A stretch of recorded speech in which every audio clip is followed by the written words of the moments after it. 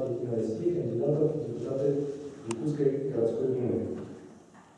В сентябре текущего года, в единый день голосования 9 сентября, всем нам предстоит сделать выбор и избрать депутатов Государственного собрания Якутии и в городе Якутск избрать депутатов Якутской городской думы. Партия «Единая Россия» 15 апреля проводит внутрипартийное предварительное голосование по отбору кандидатов для участия в осенних выборах.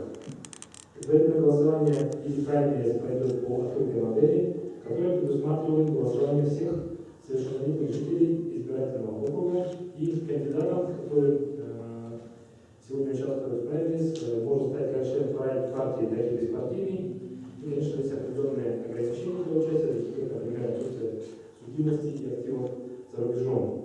Сегодня у нас в этом зале присутствуют участники предварительного голосования для последующего выдвижения партии «Единая Россия» кандидатами в депутаты Якутской городской думы и жители города Якутска, активные горожане, общественники и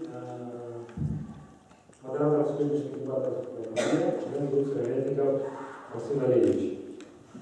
Уважаемые участники, уважаемые жители города Якутска, Якутским местным оргкомитетом по проведению предварительного голосования на территории городского округа города Якутск 25 марта были утверждены темы дебатов.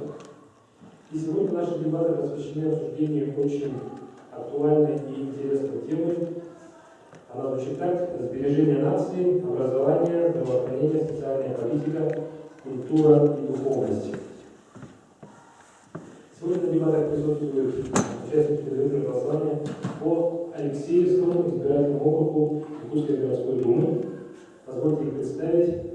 Сегодня наши участники предварительного голосования сидят в определенном порядке, но сперва посидят представители, которые избираются по одномандатному избирательному округу, и сидят участники, которые участвуют в праймерисе по партийным спискам. К сожалению, у нас двух участников пока нет. Я думаю, что если они подойдут, они присоединятся по ходу встречи. И на сегодняшний момент отсутствует Иван Иванович Васильев, главный Якутской городской клинической больницы, и Леонид Иванович Тайшин, студент Северо-Восточного федерального университета. Присутствуют участники по партийному списку. Я их представляю в этом порядке. Василий Николаевич Николаев, индивидуальный предприниматель. Наталья Николаевна Пахомова, директор комплексного центра социального обслуживания населения города Якутска. Это государственное бюджетное учреждение Республики Якутия. И ЕГРК Захаров Александр Семенович, руководитель службы контроля городского портала «Банты». Дебаты пройдут у нас в форме дискуссий по основным вопросам и диалога с присутствующими в зале. Я поэтому прошу присутствующих подготовить вопросы для каждого из участников сегодняшних дебатов. Проведем 4 этапа. Первый этап – это вступительные слова участников. Второй этап – это обсуждение основных вопросов. Таких вопросов сегодня будет 2. Третий этап – это непосредственно ответы из зала, и каждый из участников у нас ответит на один вопрос. Четвертый этап – заключительный, предоставляем каждому участнику заключительное слово. Здесь сегодня будет помогать ассистент, который будет следить за регламентом, и его обязанности будет показывать за минуту до окончания времени, которого покажет табличку 1 минута. И после того, как определенное время будет закончено, поднимает табличку времени. Я прошу участников сегодняшних дебатов придерживаться регламента, будет ориентироваться таблички, вам будет легко контролировать ваше время выступления. Итак, если все понятно, когда готовы, мы приступаем к дебату. Каждому из участников представляется возможность в вступительном слове высказать свое видение о том, каким образом можно сберечь нацию, образование, здравоохранение, социальная политика, культура и духовность. И вам отводится каждому по 2 минуты на вступительное слово. Василий Николаевич, я прошу ассистента подготовиться к приступить к работе. И вступительное слово мы предоставляем Николаеву Василию Николаевичу. Добрый вечер, дорогие друзья. Меня зовут Василий Николаев, я индивидуальный предприниматель. В городе Якутске человек новый. Причина выдвижения провелись Единая Россия на окна. Предыдущие два созыва я был депутатом Нижневестянского поселкового совета депутатов. Поэтому опыт работы в местном самоуправлении, в представительном органе я имею. Руководил постоянной комиссией по бюджету, финансам и экономическому развитию поселка Нижневестянска. Но сегодня, так как я живу в городе Якутске, я решил баллотироваться по списку «Единой России» и буду рад высказать вам свое мнение, свое видение проблем. И скажу сразу на основной вопрос, поскольку я в случае избрания меня депутатом городской думы, я думаю, это вопрос территории. Потому что у нас это очень болезненный, очень сложный вопрос. Перевод земель, лесного фонда и так далее. Ну, сегодня город расширяется, но возможностей меньше, потому что в свое время, в 90-е годы, по земле, сами знаете, очень болезненный вопрос. Вот, я буду прилагать все свои усилия к решению этих задач. Спасибо.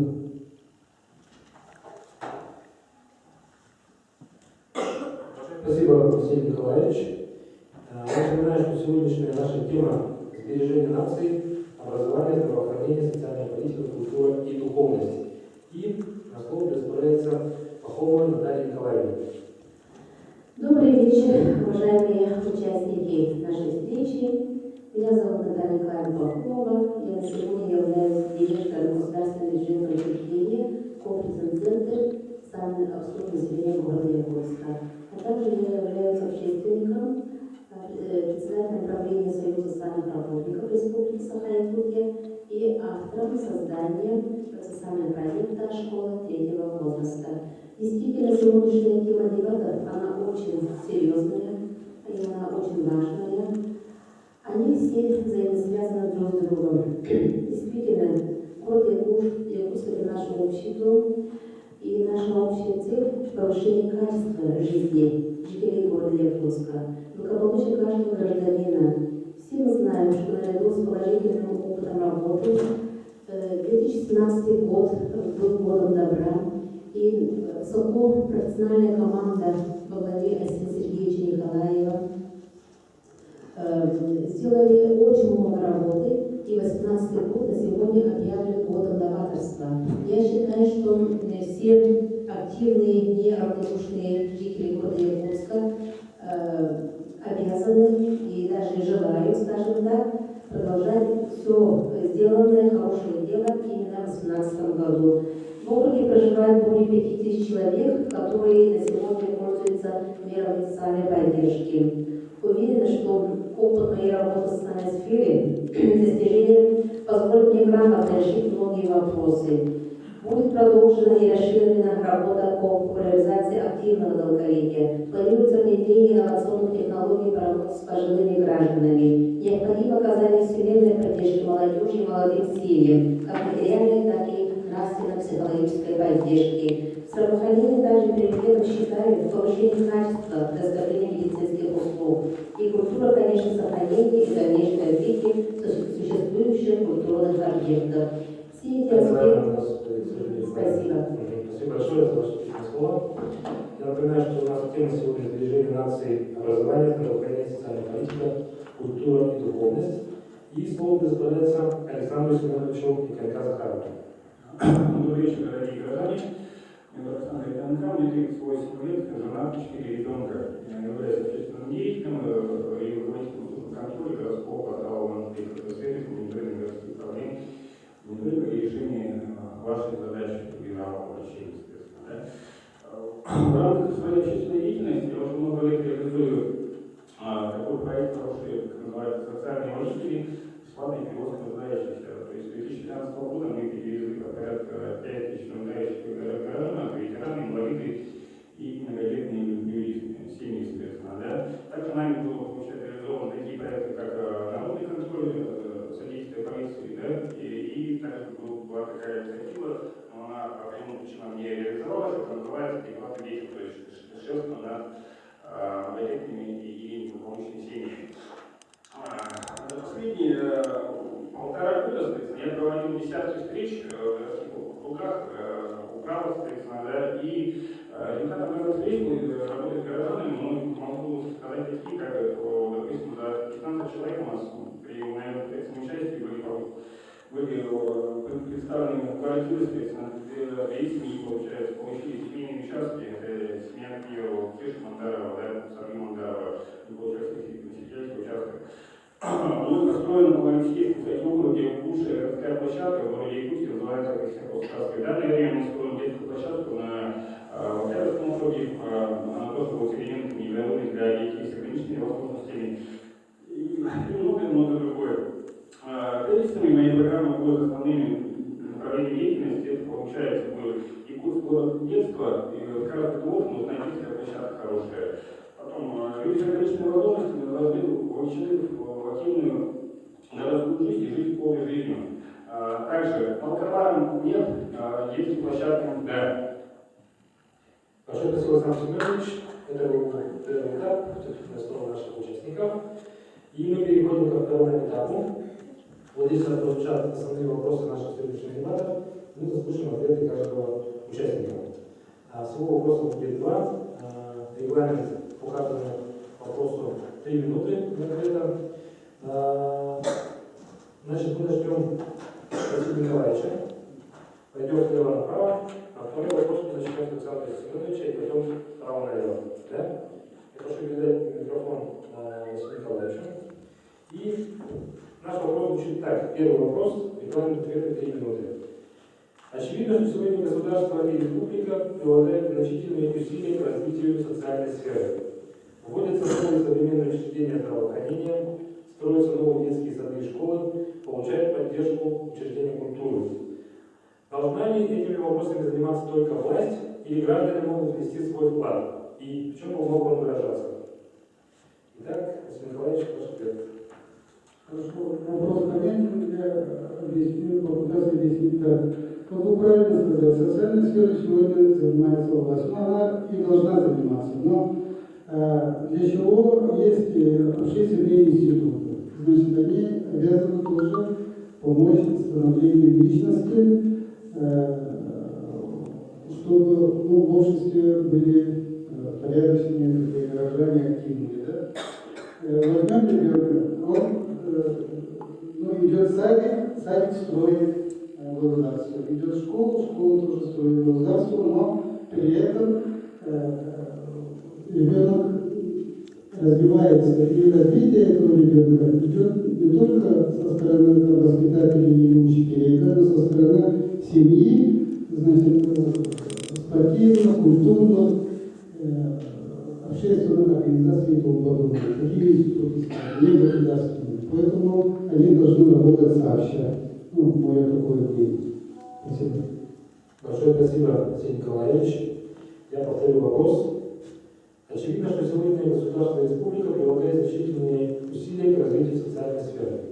Вводятся новые современные учреждения здравоохранения, строятся новые детские сады и школы, поддерживаются учреждения культуры.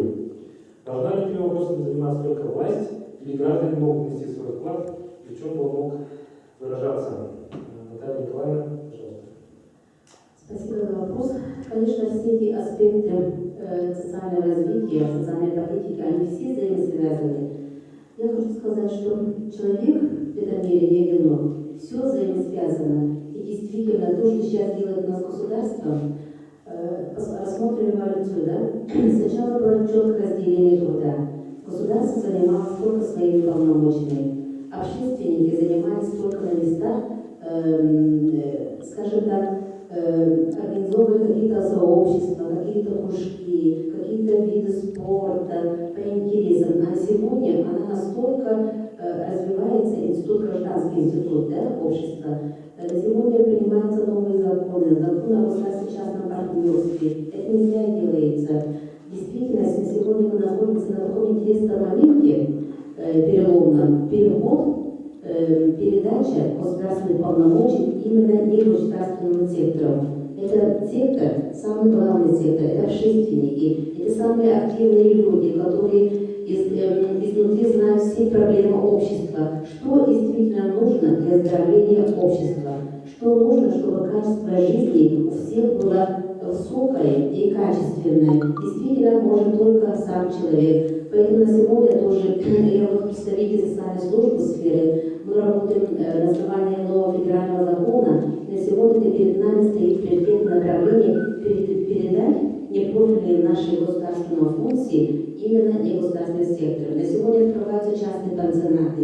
На сегодня уход на дому, забота о пожилых тоже передается некоммерческим организациям. Это то, что касается именно предоставления социальных услуг. Поэтому на сегодня государство правильно ставит вопросы благополучием нации, здоровьем нации, культурой, образованием действительно должны заниматься и сами общественники. Только сообща мы можем привести к качественной жизни всех нас. Спасибо. Спасибо, Наталья Николаевна. Я повторяю вопрос. Очевидно, что сегодня государство и республика прилагают значительные усилия к развитию социальной сферы. Вводятся новые современные учреждения здравоохранения, строятся новые детские сады и школы, получают поддержку учреждения культуры. Должна ли этими вопросами заниматься только власть, или граждане могут внести свой вклад, и в чем бы он мог выражаться? Слово предоставляется Александру Семеновичу. Спасибо за вопрос. Безусловно, гражданская активность, да, и общественное мнение в этом вопросе – это просто великое дело. Просто на простых, допустим, примерах, которых я вот озвучивал вступительно в моем заявлении, да, я озвучил, например, по моей инициативе, допустим, жителей Алексеевского округа была построена детская площадка, и был устроен в рамках охотной городской среды дом Дзержинского 9. Сейчас, также, получается, на Октябрьской 27 жители также проявили инициативу, соответственно, и теперь им строят тоже детскую площадку, хотя там, даже стоят гаражи, но летом там будет сквер, очень хорошая детская площадка. Горожане могут также получать, допустим, на примере моей работы в портале «Ванквики Плюс», соответственно, горожане могут, соответственно, также, получается, влиять, допустим, на процессы в городе Якутске, путем обращений, допустим, да, если какая-то власть, допустим, муниципальный чиновник бездействует, да, и действующий депутат, допустим, не совсем активен в вашем округе, да, вы также можете обращаться, допустим, на портал «Ванквик», и таким образом, получается, акцентировать те или иные моменты, допустим, по устройству вашего, допустим, двора или там, за мусора и тех или иных вопросов. То есть, как бы, муниципалитет и горожане должны быть вместе. Мне нравится, как поговорка, помогаем городу, помогаем друг другу. Все, спасибо. Большое спасибо, Александр Семенович. Итак, прозвучали ответы участников на первый вопрос наших дебатов. Я прошу участников сегодняшних дебатов, зрителей, которые сидят в этом зале, подготовить вопросы кандидатам. Сейчас после ответа на второй вопрос мы перейдем к вопросам из зала. Несомненно, что сегодняшние наши участники с большой долей вероятности будут участвовать в выборах в сентябре этого года в Якутскую городскую думу и, возможно, получат мандат депутата Якутской городской думы, будут напрямую влиять на развитие нашего города, принимать участие в защите бюджета города, разработке нормативно-правовых актов, контроль работы структурных подразделений в администрации. Поэтому необходимо, конечно, сегодня проявить зрительную активность и подготовить вопросы всем участникам сегодняшнего дебата. А мы переходим к вопросу номер 2. Он звучит так. Напомню, что регламент расскажет 3 минуты. А вопрос звучит так. Какие меры надо предпринять в Якутске для повышения уровня общей культуры и духовности его жителей? Должны ли такие меры иметь статус и силу нормативно-правовых актов законов, или это дело общественности? Итак, слово предоставляется Александру Семеновичу Николаевичу. Мое мнение такое, никаким законом, ни федеральным, получается, ни республиканским, ни там НПА, да, либо на уровне города, да, нельзя людей, получается, изменить. Человек формирует себя обитание, соответственно. То есть, если вы, получается, допустим, живете в хорошей среде, соответственно, вы будете хорошим человеком, да. Если вы, получается, живете в плохой среде, соответственно, последствия тоже будут на вас отражаться.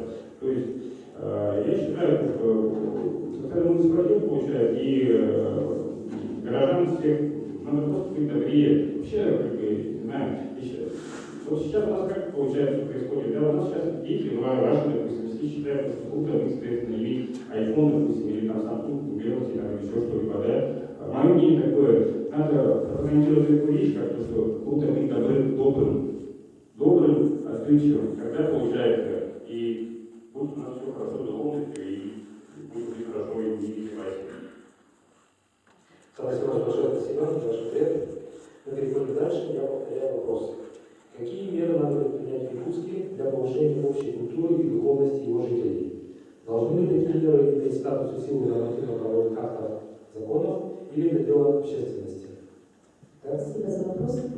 Но я полностью согласна с Александром Семеновичем. Действительно, никакие нормативные документы, регламентирующие стандарты и так далее, не могут человека сделать добрее. Все это должно исходить от самого человека. Единственное, по нашему городу Якутску, я бы хотела добавить, должна быть социальная сплоченность. Сплоченность, которая не создает социальную напряженность. На сегодня, например, есть, скажем так, люди, которые привыкли жить со своей социальной напряженности, вечно недовольные, всем ругают, власть ругают, все виноваты вокруг, а не он сам их гражданин. Поэтому, чтобы выйти от этой напряженности, он должен понимать, и люди должны ему помогать, что действительно только в сплочении наша сила, только в сплочении и понимании мы можем построить добрый, действительно комфортный город Якутск, столица нашей республики. Спасибо. Да, большое спасибо. Идем дальше. Я повторяю вопрос. Не надо. Спасибо, прошу. Ну, я рад, что мы все коллеги едины в этом мнении. Конечно, никакие нормативные правовые акты не нужны. Например, возьмем вот проблему алкоголизма. Мы стали пить меньше в Якутске. Да, но не от того, что глава республики там запретил до 2 часов продажу алкоголя или создал комитет какой-то напротив алкоголя. Нет, конечно. Просто мода на пьянство прошла. Сейчас мода ЗОЖ. А почему это идет? Потому что среди молодежи она играет очень большую роль такие лидеры, да, хорошие спортсмены, там, артисты и так далее. Они сейчас пропагандируют здоровый образ жизни. Вот точно так же наши депутаты городской думы должны своим примером подавать пример, как выглядит, допустим, вот, смотрят на меня и скажут, вот Василий Николаевич пенсионер, ну, довольно-таки выглядите моложе. Так, значит, вот человек придерживается здорового образа жизни. Поэтому я призываю каждого начинать себя работать, быть примером для нашей молодежи. Спасибо. Всем большое спасибо. Итак, мы завершили второй этап, ответы на основные вопросы наших депутатов. И переходим к третьему этапу, это ответы на вопросы зала. Я прошу задавать вопросы. Сейчас мы начнем с Василия Николаевича, пойдем слева направо. Итак, прошу задать вопрос Василию Николаевичу Николаеву. Есть желающие? Уважаемые сегодняшние зрители, вот этот этап, ответ на вопросы зала, это более такой актуальный этап, на котором проявляют большую активность кандидаты, высказывают свою точку зрения по настоящим вопросам. Это, возможно, будущие депутаты Якутской городской думы, поэтому я прошу вас активно задать вопросы. Вопрос Василию Николаевичу. У меня один вопрос ко всем кандидатам. Пусть каждый выскажет свое мнение на такую проблему, как пожары в Якутске, коммерческие поджоги, решение дальнейшей судьбы погорельцев. Каждый пусть выскажет. И не общими фразами, а конкретно и поэтапно. Большое спасибо. Василий Николаевич, просто вас не говорили, что ваш вопрос. Прошу вас ответить на него. Ну, по пожарам чисто свое мнение. Я с вами согласен, что бывают поджоги. Просто, видимо, доказывать очень сложно. И строители нехорошие, которые, потому что вы понимаете, что если дом аварийный, его есть программа населения. А когда пожар, уже человек под такую программу не попадает. сейчас стоит вопрос, ну, мне кажется, на все такие дома надо хотя бы ставить видеонаблюдение.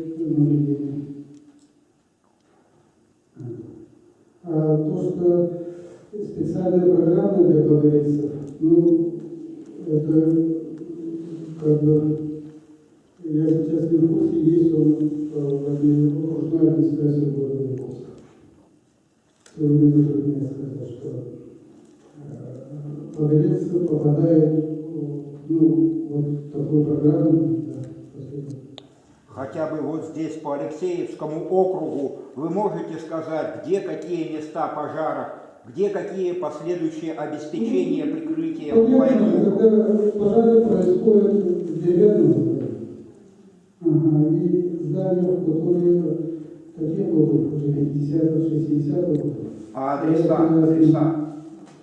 Ну, такое дело, понимаете, вот где может быть, какой может быть адрес, если заранее знали, куда у вас, мы бы слух постелили.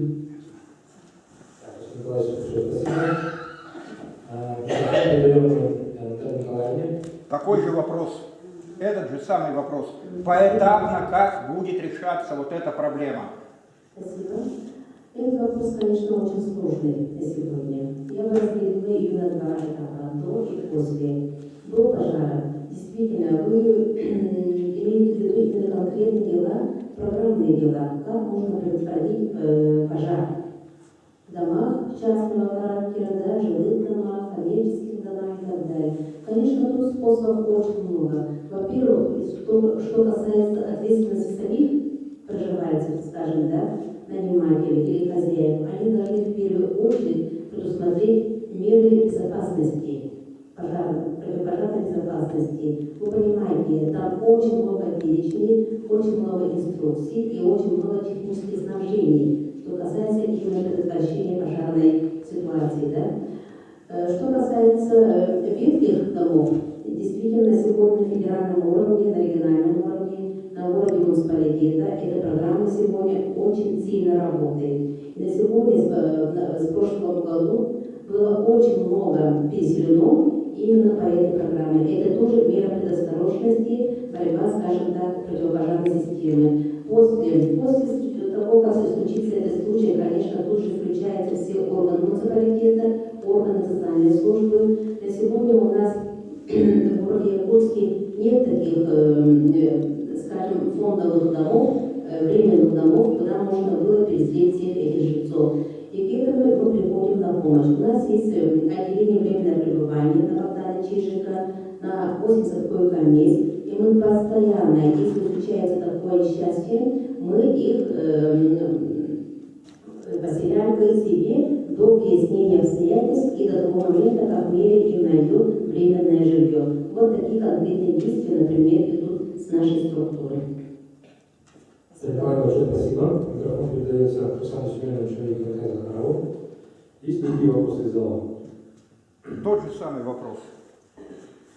Да, данная тема мне достаточно близка, потому что ранее уже, скажем так, в нашем Алексеевском округе, когда мы баллотируемся, был очень большой пожар на Ленина-1, Дзержинского 11, да, там погибла супруга с ребенком моего друга, но после данного пожара были митинги, и мэрия города Якутска, скажем так, приняла меры к тому, чтобы на местах ППИ не было, получается, тех застроек, да.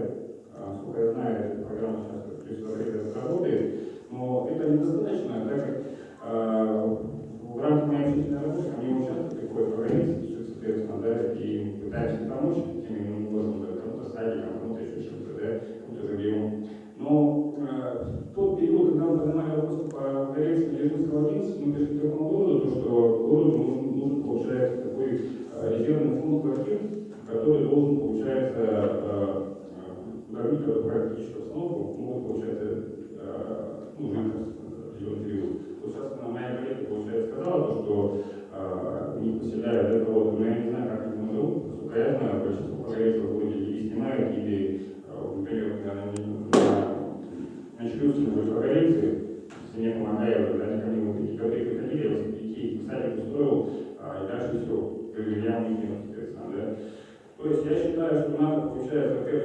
продолжать запрет, соответственно, потом нужен маневренный фонд, нужна муниципальная программа, или республиканская, муниципальная и бюджет владельца должны реализованы средства общего реализма. У меня кратко все. Уважаемый Александр Семенович, итак, мы закончили третий этап наших дебатов подходит к концу. У нас остается последний заключительный этап, заключительное слово. Я хочу напомнить присутствующим в этом зале, что дебаты всех участников предварительного голосования начались у нас в городе Якутске по всем 15 избирательным территориям, начались на 3 апреля и пройдут до 12 числа, 12 апреля. Что касается Алексеевского избирательного округа, то именно здесь, в средней школе номер 26, 10 апреля, 18:30, также пройдут дебаты среди этих же участников по теме качества повседневной жизни, жилищно-коммунальное хозяйство, жилье, комфортная среда. Призываю всех тоже принять активное участие и присутствовать в 10 апреля. Дорогие друзья, уважаемые участники, уважаемые зрители, мы переходим к последнему этапу. В заключительном слове можно участникам обратиться ко всем, сказать свои пожелания о том, какой класс может быть лучше, краше, чище, комфортнее, и вам отводится на выступление 2 минуты. Заключительное слово предоставляется Василию Николаевичу Николаеву. Первое, спасибо всем присутствующим, что пришли, послушали, образование. По поводу нашего выступления сегодня, хорошо сказали, когда человек, культура зависит от среды питания, от Александра, да? Но среда питания, она как бы у нас с детства идет, поэтому, как я начал детские сады, сегодня у нас нехватку государственных детских садиков решаем открытием частных. Это дело хорошее. Дальше идет школа. Школа, у нас, в принципе, хватает. В городе Якутске еще строится. И, я бы сказал, после школы человек, молодой человек поступает в ВУЗ, заканчивает, многие женятся и заканчивают. И мне кажется, молодым семьям надо было в городе Якутска помочь материально. На свадьбу даже определенную сумму. Я думаю, 25 000 рублей окружная администрация могла бы выделить. Вот мое предложение. Спасибо. Большое спасибо, Василий Николаевич. И заключительное слово представляется Наталья Николаевна Пахомова. Уважаемые участники внутрипартийного предварительного голосования партии «Единая Россия», мы все с вами понимаем важность, ответственность проведения и участия на праймериз. Результаты выборов президента Российской Федерации еще раз доказали, что партия «Единая Россия» на сегодня действительно является президентской партией. Осенью нам предстоит доказать этот статус на региональных и на муниципальных уровнях. Стратегически перед нами стоят 2 ключевые задачи. Первая задача – это сохранить и нарастить свой мобилизационный потенциал, наработанный в период весенней кампании. И вторая задача – это подойти уже к сентябрю максимально обновленном, востребованном для наших избирателей виде. Секретарь Генерального совета «Единой России» Андрей Турчак отметил, что особое внимание в выборных регионах необходимо уделить предприятиям, связанным с репрессингом партии, который будет проводиться весной, нас идет, да? Также Турчак отметил, что в ходе президентской кампании партии удалось сформировать уникальную базу сторонников, эффективность которой будет уже проверена, скажем так, в сентябре. Поэтому, уважаемые коллеги мои, я вам желаю честной, доброй кампании, а всем участникам я вас благодарю, что, невзирая на свое время и занятость, подошли, поинтересовались нашим дебатом, что действительно от нашей сплоченности, от наших конкретных действий зависит наше развитие. Тем больше нас будет неравнодушных граждан города Якутска, тем у нас будет больше наступательной веры, наступательное развитие. Спасибо. Спасибо большое, Наталья Николаевна. И заключительное слово предоставляется Александру Семеновичу и КНК Захарову. Спасибо всем присутствующим, которые подошли на сегодняшние дебаты. Мое глубокое убеждение, что эффективный депутат городской думы должен в первую очередь работать на благо своих избирателей. Он должен быть досконально знать все проблемы своего округа, своей территории города Якутска, знать своих избирателей в своих политических глазах. Но у нас получается, к сожалению, все по-иному. Если получается, что у горожан какие-либо проблемы или там, и нерешаемые проблемы, соответственно, они что делают? Горожане пишут и управляющим компанию, соответственно, и, соответственно, управу, и тоже в открытии работают, соответственно, да, а депутатов нету. Депутат появляется только перед выборами, да? Вот такого, в принципе, не должно быть в природе. Депутат должен быть слугой народа. Он для этого избирает и служит нам, гражданам. Поэтому я иду в городскую думу, чтобы служить городу, на благо города, помогать нам всем.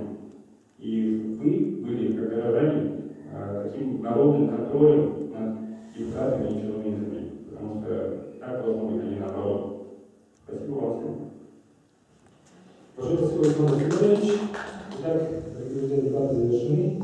Хочу всех поблагодарить за участие. И всех призываю прийти 15 апреля, участвовать в голосовании и сделать выбор, определить тех кандидатов, которые от партии «Единая Россия» будут участвовать на сентябрьских выборах. Всем большое спасибо. Я прошу участников сегодняшних дебатов на общего корректирования.